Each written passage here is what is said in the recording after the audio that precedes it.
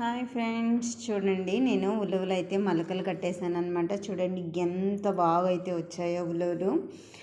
దీంతో అయితే మేము వంచారు, మళ్ళా పులుసు అన్నీ చేస్తానన్నమాట. ఈరోజు అయితే నేను వీటితో మునగాకు వేసి వంచారు చేస్తున్నాను అనమాట. మునగాకు మొలకలు వచ్చేసి వంచారు చేస్తున్నాను. అస్సలు ఒక్కొక్కసారి అయితే మొలకలు రావండి. ఈసారి అయితే చూడండి ఎంత బాగా వచ్చాయి అనమాట. మొలకలు ఆరోగ్యానికి చాలా మంచిదండి తింటే. సో నేనైతే అప్పుడప్పుడు ఉలవ మొలకలు, శనగల మొలకలు, పెసల మొలకలు అయితే ఎప్పుడూ చేస్తుంటానన్నమాట.